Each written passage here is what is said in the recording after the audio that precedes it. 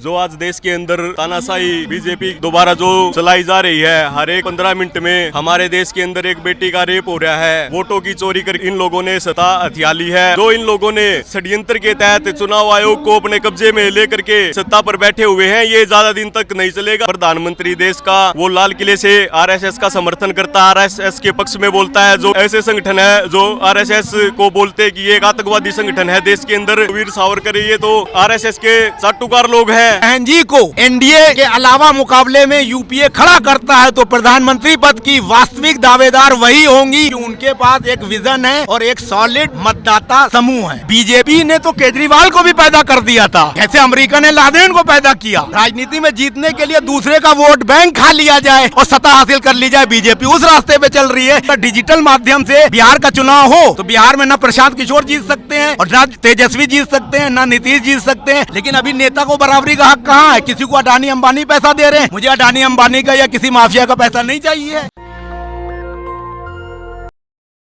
दिल्ली के जंतर मंतर पर आज जो है संविधान बचाने के लिए तमाम देश की पार्टियां यहाँ पर आई हैं और एक साथ देखिए ये कई सारी पार्टियों का एक गठबंधन है जो कह रही है कि संविधान को खतरा है और हम संविधान को बचाने के लिए जंतर मंतर पर आए हैं। और कई इनकी 10 सूत्री मांगे हैं जिसमें महिलाओं को आरक्षण लेना, वोट चोरी के खिलाफ, ऐसी कई मांगे हैं।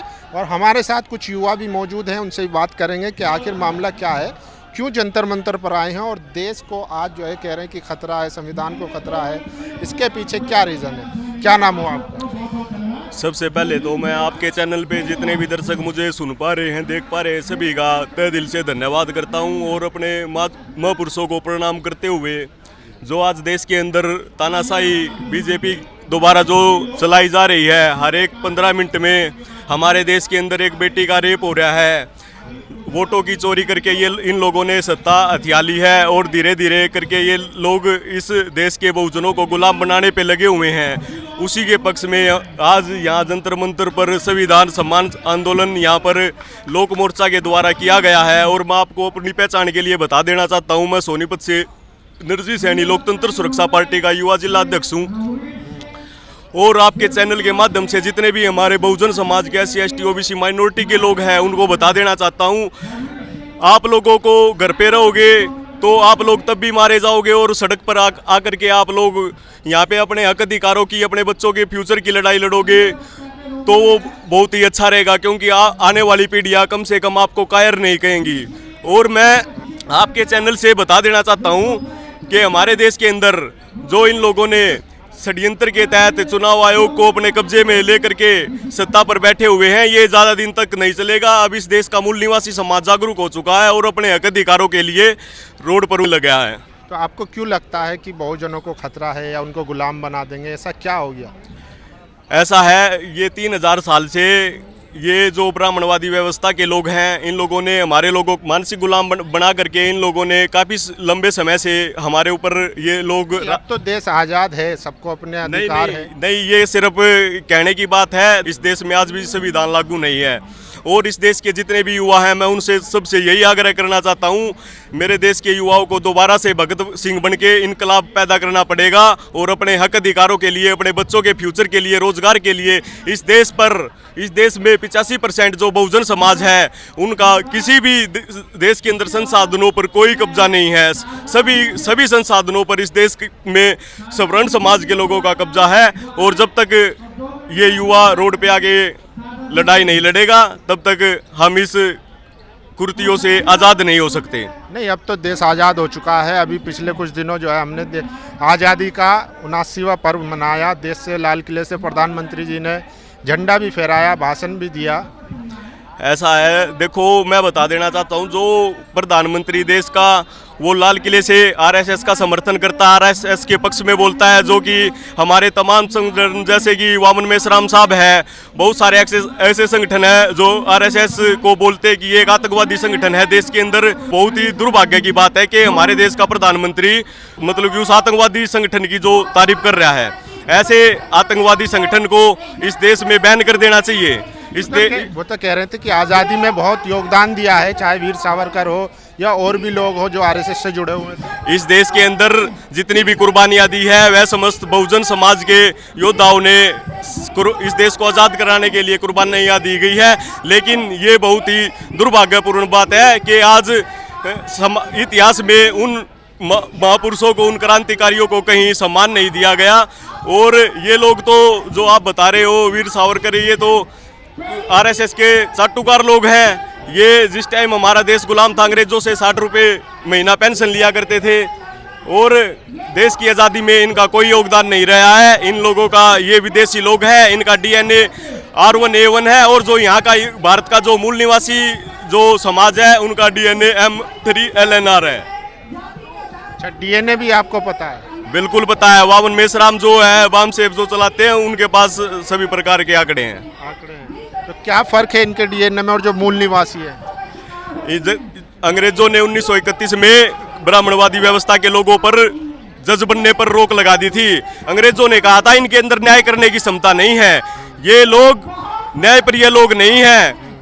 लेकिन हमारे देश का, हमारे इस बहुजन समाज का बहुत ही दुर्भाग्य है कि देश के अंदर मीडिया में, जुडिशरी में जितने भी लोकतंत्र के चार स्तंभ है, विधायिका, कार्यपालिका, न्यायपालिका, सभी जगह यही लोग विराजमान हैं। मेरा ये कहना है कि ये 41 दल जो बहुजन अलायंस बनाकर ओबीसी, SC, ST, OBC और माइनॉरिटीज़ के हितों की रक्षा के लिए मैदान में उतरे हैं, वो बहुत मजबूत मुद्दा है। लेकिन बड़े दुर्भाग्य की बात है कि ये लोग एक मंच पे इकट्ठा होकर अपनी ताकत को मजबूती से उपस्थित करके एनडीए और यूपीए का मुकाबला नहीं कर रहे हैं। हमारा इस मंच के जो अध्यक्ष हैं राजकुमार सैनी, जो पूर्व सांसद भी रहे हैं, उनसे और इन लोगों से आह्वान है कि इस वक्त बहुजन नेत्री बहन मायावती के नेतृत्व में खुद जाएं और बिहार में ईंट से ईंट बजा दें एनडीए और यूपीए की,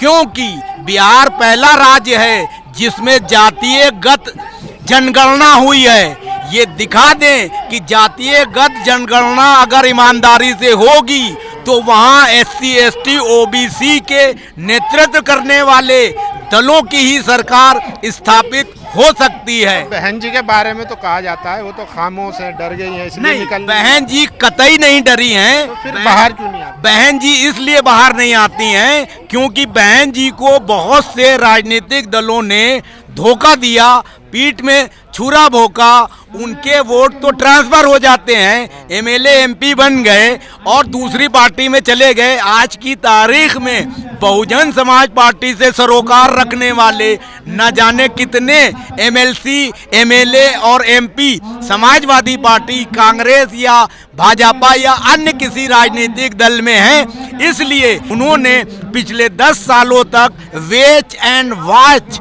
की स्थिति को समझते हुए अपने आप को मजबूत करने का काम किया है और बहन जी को एनडीए के अलावा मुकाबले में यूपीए खड़ा करता है तो प्रधानमंत्री पद की वास्तविक दावेदार वही होंगी। लेकिन ये जो यूपीए बना है, ये राहुल गांधी या अखिलेश जो है खुद से आगे बढ़ना चाहते हैं, इसलिए समीकरण के चक्कर में ये खुद बहन जी को आगे करते हैं। तबकि बहन जी को अगर ये आगे लेके चलें तो 2029 में निश्चित तौर पर एनडीए को शिकस्त दी जा सकती है। लेकिन बहन जी तो खुद एनडीए के साथ चली गई थी पिछले। नहीं, कहाँ चली गई थी? एनडीए के साथ नहीं, पहले सरकार बना चुकी है ना। एनडीए के साथ थोड़ी, वहाँ तो बीजेपी के साथ तो यूपी में बनी थी, तो यूपी में तो बीजेपी ने उनको बनाई थी। और आपको मान्यवर ये मैं इतिहास बता दूं कि चाहे काशीराम जी हो, चाहे बहन जी हो, वो लोग कभी किसी के दर पे जाके जो है भीख नहीं मांगी है, ना किसी के आगे जो है नतमस्तक हुए हैं।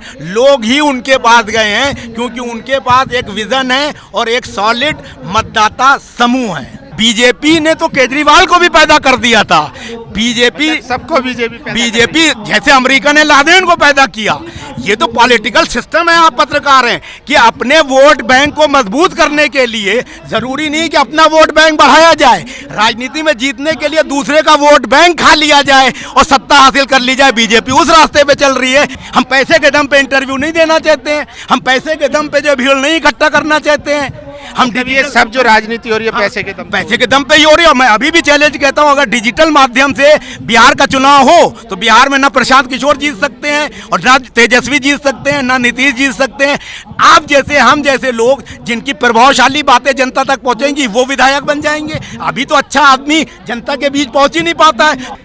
ये लोकतंत्र है मान्यवर। जनता को जो दिखेगा वही तो उसी को तो साथ भाई देंगे ना। दिखने का तरीका गलत है। चुनाव आयोग को तो रोक लगाना चाहिए रैली, हेलीकॉप्टर, बैनर, पोस्टर पे, उसको तो सिंपल तो डिजिटलाइज। ये तो सबके लिए है ना, अरे कोई सबके उसके लिए तो यही थोड़ी तो है। गलत है। लोकतंत्र का मतलब होता है निष्पक्ष, बराबरी का हक देना लोगों को, नेता को भी मतदाता को भी।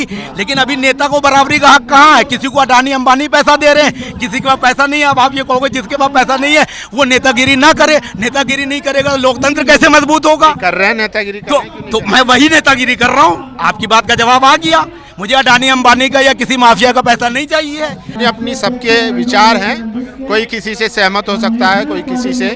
लेकिन एक बात तो है कि जिस तरीके से वोट चोरी को लेकर आज जंतर मंतर पर 41 पार्टियों का जमावड़ा लगा है, वो कहीं ना कहीं इस देश के लोकतंत्र को मजबूत जरूर करेगा।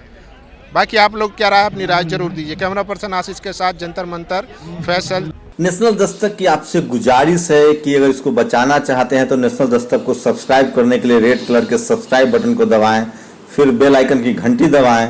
नेशनल दस्तक को बचाने के लिए बहुत जरूरी है कि हर खबर को शेयर करें, लाइक करें, कमेंट जरूर करें।